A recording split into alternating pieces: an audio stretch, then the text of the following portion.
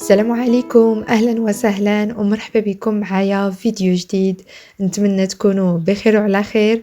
أولا تنبغي نشكركم بزاف على الدعاء ديالكم وكلامكم الطيب. الله يجازيكم بالخير والله يكبر بكم.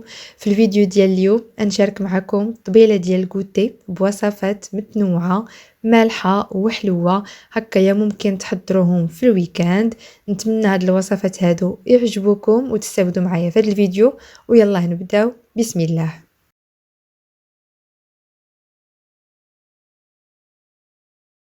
اولا غادي نبدا بالعجينه باش نفعل فيها الخميره.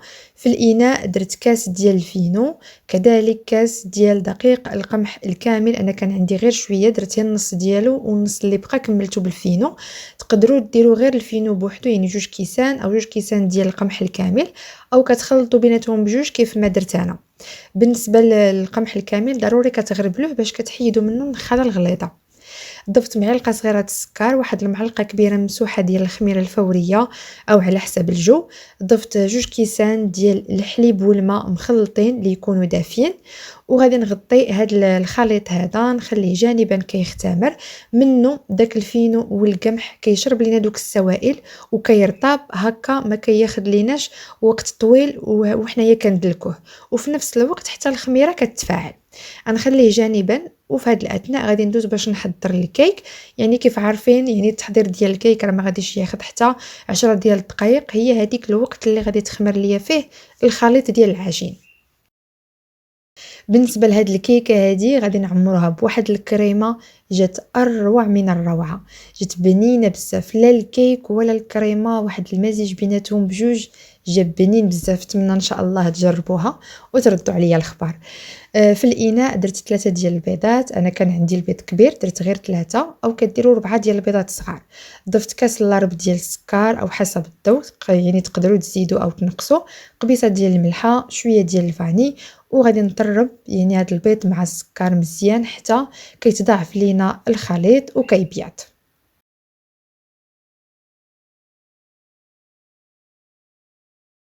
بعد ما كنحصلوا على هذا القوام هذا، غادي نضيف واحد الكاس لارب ديال الزيت. دائما الزيت كنضيفوه شويه بشويه وحنايا كنطربوا. كذلك غادي نضيف علبه ديال الياغورت بالنكهه ديال الموز، خصوصا الموز، حيت اصلا حتى الكريمه غادي تكون منسمه بالموز، فتيجي رائع. واكثريه لي كيك فاش كديروا فيهم الياغورت ديال الموز كيهرب داك المذاق ديال البيض والطحين، يعني تيجي غير كيك يومي عادي بالفاني وديروا الياغورت الموز كيجي فيه واحد المذاق زوين احسن من الياغورت الفاني. ضفت كذلك علبه ديال الحليب، يعني نفس العلبه اللي فيها الياغورت درتها حليب صافي. حليب يعني بحراره ديال المطبخ، ما سخنتو ما حتى شي حاجه. صافي. عاود تخلط جميع المكونات مع بعضياتها. واخر شيء غادي نضيف الدقيق، كنبقى هكايا كنضيفو تدريجيا شويه بشويه، ما يكونش الخليط ثقيل ديال الكيك باش ما تجيكمش مدقسه، وفي نفس الوقت عاوتاني ما تكونش خفيفه بزاف. صافي بقيت هكايا مستمره كنضيف الدقيق. انا هنا راه بقيت كنزيد هكايا بالمعلقه، وديك المعلقه كبيره عندي غارقه، فجاني شي شويه الخليط شويه ثقيل، فلذلك زدت تقريبا واحد المعلقه كبيره ديال الحليب زدتها. وصافي يعني هكايا جاني هو هذاك القوام ديالها، يعني كتكون ماشي خفيفه بزاف وماشي عاوتاني ثقيله. اخر شيء غادي نضيف 2 ديال الاكياس ديال الخميره ديال الحلوى، في المجموع 16 غرام. صافي هنا تيكون الخليط ديال الكيك ديالنا راه جاهز. مباشره غادي نصب الخليط ديالي في المول، القطر ديالو هو 26 سنتيم، دهنته بالزبده ورشيت عليه الدقيق. الفران راني شعلته على 180 درجه.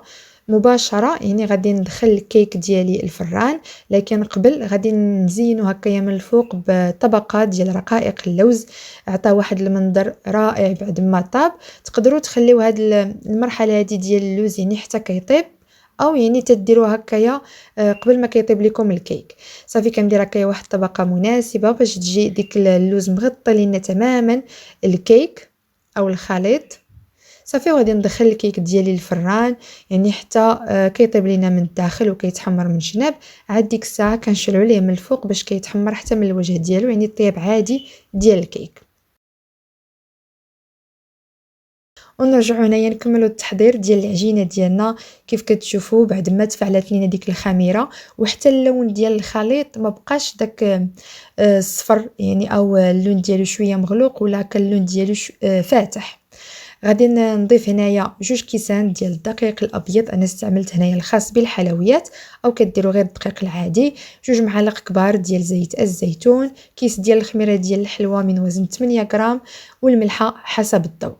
صافي غادي ندير الاناء ديالي في العجانه او كتعجنوها غير بيديكم، وغادي يعني ديك الساعه الا شفنا انها تجمعت لنا العجينه هي هذيك ما تجمعتش كتضيفوا كميه ديال داك الخليط ديال الحليب والماء.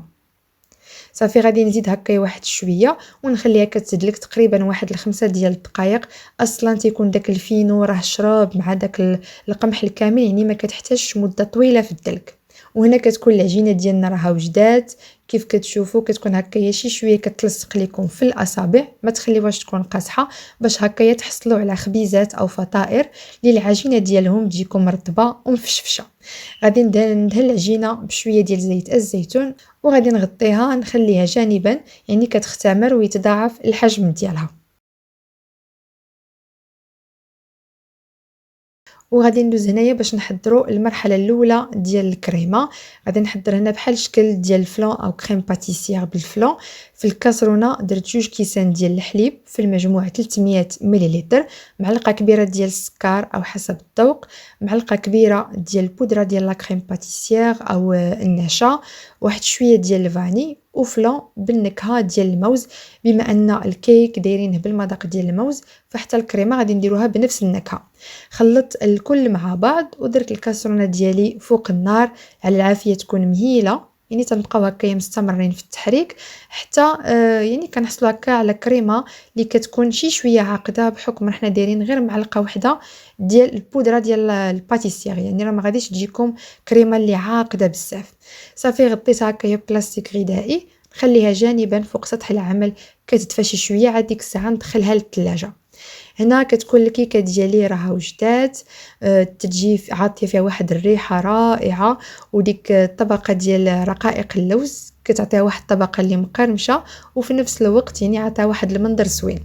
غادي نخليها غير شي شويه كتدفى، عاد ديك الساعه نحيدها من المول ونديرها فوق واحد الشبيكه كتبرد. هنا الكريمه ديالي بعد ما هكايا بردات لينا شويه غادي نضيف لها علبه ديال الياغورت بالنكهه ديال الموز، وغادي نطربهم مزيان مزيان حتى كنحصلوا على كريمه اللي كتكون ما تتبقاش فيها هذوك الحبيبات او يعني كتجينا ليس، يعني كتولي لنا كريمه اللي ملساء ونت، يعني ما فيها لا حبيبات لا حتى حاجه. صافي غادي نبقى هكايا مزيان مزيان كنطربها. داكشي علاش انا ما ضفت لهاش لا كريم باتيسير يعني كميه كبيره، درت غير معلقه كبيره ما عمراش باش هكايا منين نكون كنخدمها دغيا دغيا تطلق معايا.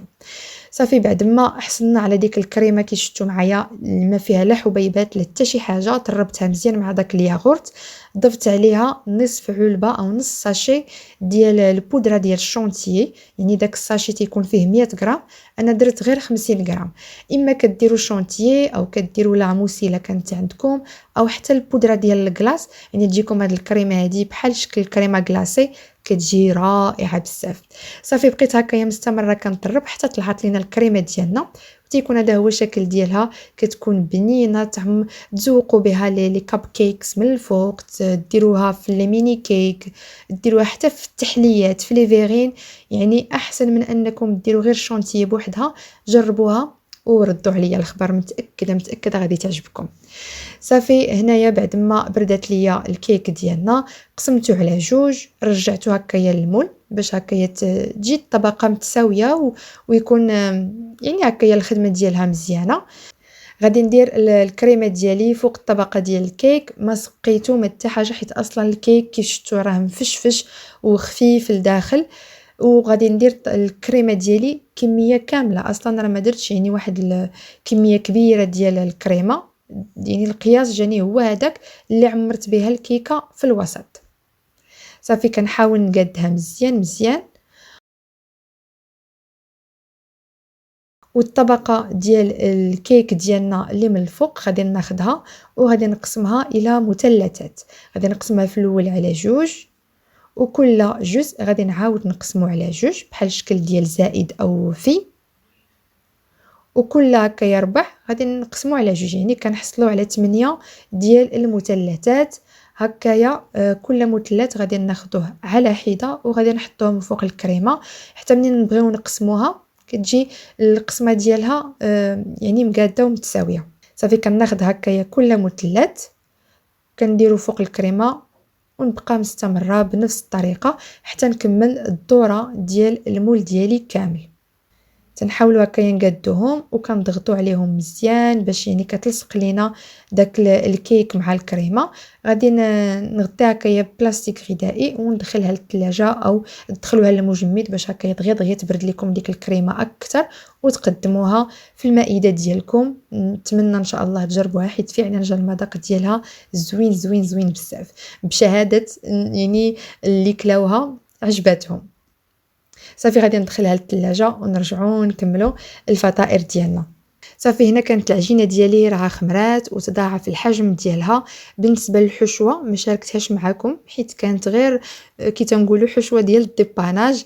في المقله درت شويه ديال زيت الزيتون، بصله مشلضه، شويه ديال الكفته، وريقه ديال سيدنا موسى، وشحرتهم مع بعضياتهم وضفت عليها من بعد تكتوكه اللي كانت بقات عندي هكايا في الثلاجه. ضفتها لديك الكفته مع البصله بعد ما طابوا وتشحروا. بالنسبه للتكتوكه عاودت غير دقدقتها مزيان بديك القطعه هكايا باش ما يبقاوش الطراف ديال الفلفله باينين. صافي ضفتها لهم وزدت شويه ديال العطريه وصافي يعني حتى طابت وتشحرت ليا مزيان ونشفات. عاد ديك الساعه زدت لها الجبن، داك الفرماج كيعطي التعليكه، والحشوه ما جاتش كاع ناشفه مع تكتوكه كتكون فيها مطيشه، جات رائعه رائعه بزاف.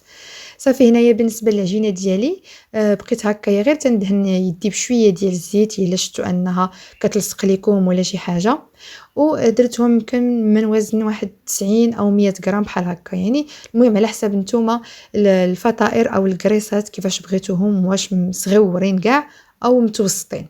صافي بالنسبه لهاد الكميه هذه عطاتني 10 ديال الكويرات، ونبداو بسم الله في التشكيل ديالهم. كناخذ هكايا واحد الكريسه ديال العجين، كنرش غير شويه ديال الدقيق، كنحاول هكايا نبسط الجوانب يعني الوسط كيشتو راه تيبقى هكايا مقبب او شويه غليظ، وكندير واحد المعلقه كبيره عامره ديال الحشوه ونجمع دوك الجوانب على بعضياتهم هكا. كتجيكم العجينه متساويه يعني كي لتحت كي الفوق، ما كتجيكمش جهه فيها العجينه غليظه او كثيره وجهه كتكون رقيقه. صافي كنحاول هكايا نجمع الاطراف مزيان نقرصهم على بعضياتهم باش ما كتخرج لكمش الحشوه، وكندير الكريسات ديالي في الصينيه ديال الفرن. صافي غادي نبقى مستمره بنفس الطريقه راها موضحه في الفيديو حتى نكمل الكميه ديال العجينه ديالي كامله.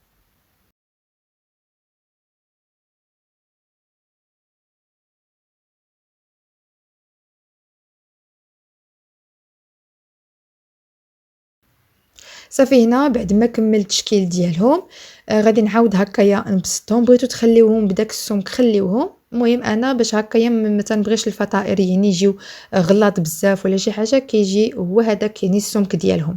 صافي كان بعد ما بسطتهم غادي ندهنهم ببيضه كامله، درت معاه واحد نقيطه ديال الزيت او تقدروا تنسموها بشويه ديال الصلصه ديال الصوجه او التوابل ديال السمك، المهم على حسب كل وحده وشنو مولفه.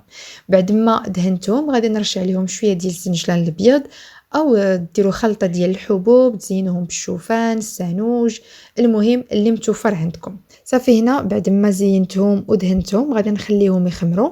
كانت واحد الاخت سولاتني قالت لي بالنسبه للخمره الثانيه واش كنغطيهم بشي منديل، فما كنغطيهم حتى شي حاجه، لا غطيتهم بالمنديل بعد ما غادي يخمروا منين نبغي نحيدو غادي يلصق على العجينه وهكايا غادي تهبط لينا ديك الخميره. فشنو كندير الا كان الجو بارد كندفي هكايا شي شويه الفران، كنطفي عليه وكندخل الصينيه ديالي الفران، يعني الفران يكون دافي هكا دغيا دغيا كيخمروا تقريبا 15 دقيقه كتطلع فيهم الخميره. وطبعا الا كانت الحراره فكنخليهم غير فوق سطح العمل، ما كنغطيهم بمنديل لا بلاستيكه لا حتى حاجه، وهكا حتى هما راهم كيخمروا. يعني هذا هو الجواب ديالها. نتمنى تسمع الجواب ديالي ونكون فتها. صافي غادي نخليهم جانبا كيخمروا. اصلا انا راني كنت شاعله الفران على حساب طيبت الكيك، يعني عندي المطبخ يعني هكايا شويه دافي، غنخليهم غير فوق سطح العمل كيخمروا. وهذا هنايا بعد ما خمروا لينا كيف كتشوفوا تقريبا خداو مني واحد 15 دقيقه حتى ل 20 دقيقه هكاك. الفران راني شعلته كيسخن على 180 درجه، غادي نشعل عليهم غير من التحت حتى نشوفهم انهم طابوا.